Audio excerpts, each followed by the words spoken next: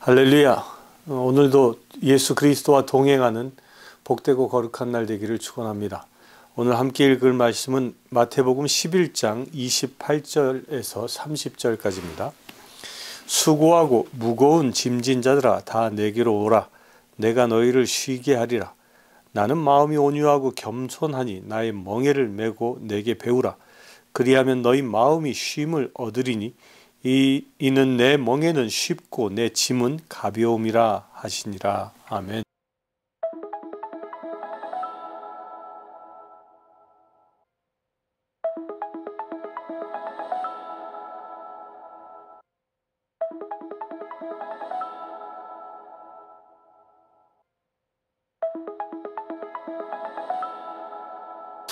오늘 읽은 말씀은 그리스도인이라면 누구나 다 알고 있고 또 암기하고 있는 말씀입니다.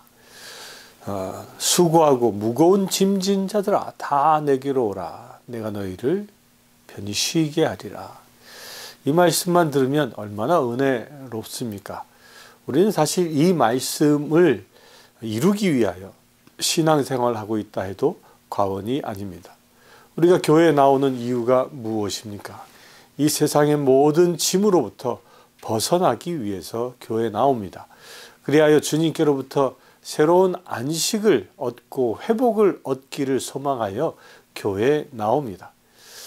그런 은혜가 우리 가운데 충만하게 임하기를 늘 소망합니다. 그래서 한국에서는 이 팬데믹이 일어나기 이전까지 최근 들어 그 교회가 건축을 하면 각 교회마다 꼭 하나씩 넣는 코너 하나 있었습니다. 그것은 카페였습니다.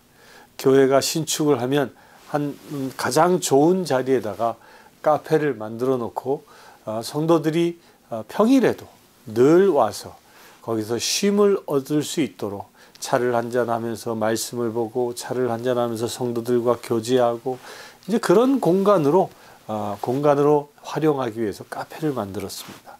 그게 아주 큰 유행처럼 전국에 번졌습니다. 그 이유가 무엇일까요? 교회는 쉼의 장소다라는 한 표징이었던 겁니다. 그런데 오늘 말씀을 보면 29절에 이어서 말씀하시는 데는 조금 뉘앙스가 좀 달라집니다. 나는 마음이 온유하고 겸손하니 나의 멍에를 메고 내게 배우라 얘기합니다. 28절에는 내가 너희를 쉬게 하리라 라고 말씀하셨는데 그 이후로 주님께 나온 사람에게 나의 멍에를 진다라고 또 얘기하고 계시는 겁니다. 이게 도대체 무슨 말입니까? 주님께 나왔으면 쉼을 얻고 안식을 취하면 되는 것인데 왜 또 다른 멍에를 메라고 얘기하는 것일까요? 이 비밀을 잘 이해하지 못하는 사람들은요, 이런 경우입니다. 교회 와서 좀 대우받고 안식을 얻고 그러려고 했는데 가만 보니까 교회 와서 일해야 하고 섬겨야 하고 봉사해야 하고 이런 일들이 산적해 있는 겁니다. 그러니까 주말조차도 쉬지 못하고 교회 와서 뼈 파지게 일하다가 집에 돌아가면 피곤해 지쳐 쩌드는 삶이 연속되어진다라고 불평할 수도 있습니다. 그게 현실입니다. 그런데 여기에는 어떤 전제가 잘못되어졌냐면요. 우리가 세상에서 지고 있는 짐을 완전히 내려놓지 못한 상태에서 예수님이 주시는 사명이라는 멍에를 메버리면 그건 엎친 데 덮친 격과 다르지 않습니다. 그런데 전제의 28절의 말씀처럼 내가 맨 멍에를 주님께 드리고 주님이 주시는 멍에를 내가 맨다면 이 삶이 달라진다는 것입니다. 그러면 우리가 주님께 드려야 할 짐이 무엇입니까? 그 첫 번째 짐이 죄에 대한 굴레입니다. 우리는 세상을 살아가면서 많이 힘들어하는 것이 내가 죄인됨입니다. 내가 죄인됨이기 때문에 죄로 인해서 묶여 살아가는 삶, 그 두려움의 삶, 이것이 그 엄청난 무게감으로 우리의 삶을 억누르는 것입니다. 이게 첫 번째입니다. 두 번째는 뭘까요? 두 번째는 율법에 대한 짐입니다. 법을 지키려고 하는 그 율법에 대한 의무감, 이 의무감이 우리로 하여금 큰 짐이 되게 합니다. 내가 이것을 꼭 해야만 한다라는 그 의무감, 이것은 우리로 하여금 강박감을 줄 수밖에 없는 것입니다. 이것을 또한 어떻게 해요? 주님께 드릴 수 있어야 합니다. 또한 세 번째 우리가 얻어야 할 것이 무엇입니까? 그것은 우리가 늘 하고 있는 근심과 걱정입니다. 이 근심과 걱정을 주님께 드리고 있느냐 하는 거예요.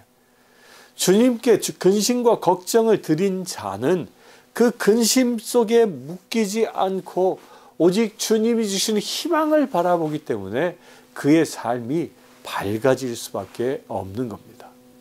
이 세 가지의 무거운 짐을 주님께 드리는 자가 그리스도인이라는 겁니다. 이것으로부터 자유하지 못한 상태에서 예수 그리스도의 그 멍에를 맨다면 그것은 엄청난 또 다른 결박에 불과한 것이기 때문입니다. 사랑하는 성도 여러분, 수고하고 무거운 짐, 이 세 가지의 결박으로부터 오늘 자유함을 얻길 바랍니다. 이 세 가지로부터 풀어져 나올 때 여러분들은 진정 쉼을 얻을 수 있는 것입니다. 이렇게 결박으로부터 자유해진 사람들에게 예수님은 이렇게 얘기합니다. 나의 멍에를 메고 내게 배우라 라고 말씀하십니다. 여기서 멍에를 메고 내게 배우라 라는 말씀은요, 예수님께서 이 말씀을 하신 것은 대전제가 있습니다. 당시 유대인들의 농사하는 방법에서 이 비유로 말씀하신 겁니다.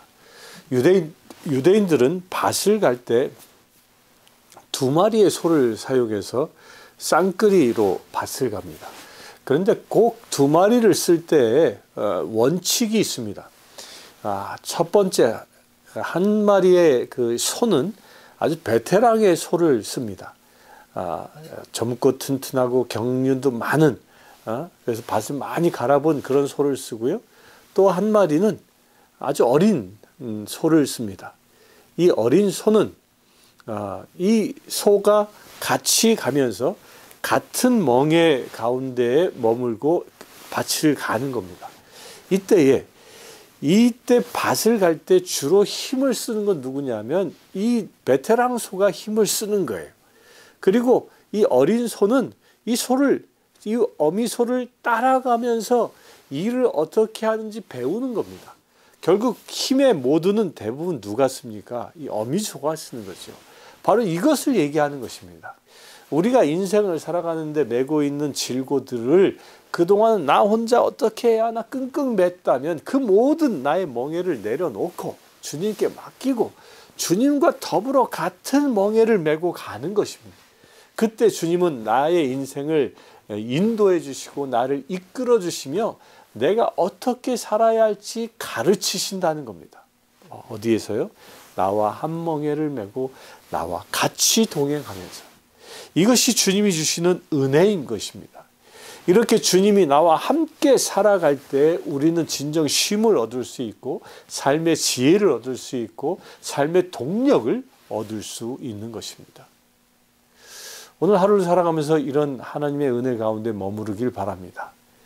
내가 어떻게 하면 예수님과 동행하며 예수님과 한 멍에를 쓰고 이 삶을 살아갈 수 있는지 한번 묵상해 보길 바랍니다.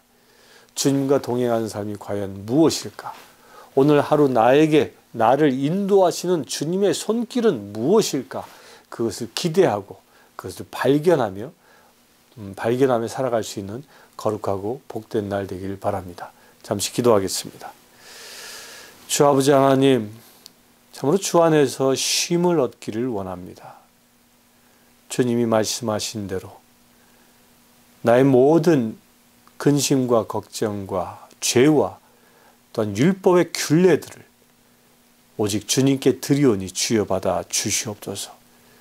주님이 말씀하신 대로 주님이 주시는 가벼운 멍에를 예수님과 더불어 지며 나아갈 수 있는 거룩한 삶이 되게 하여 주시옵소서. 우리 주 예수 그리스도의 이름으로 기도드리옵나이다. 아멘. 지금 우리 주 예수 그리스도의 은혜와 하나님의 인자하심과 성령님의 감화 감동 교통 치유하심이 이 시간 예배하는 주의 사람 모든 지체들 위해 함께 하실지어다. 아멘.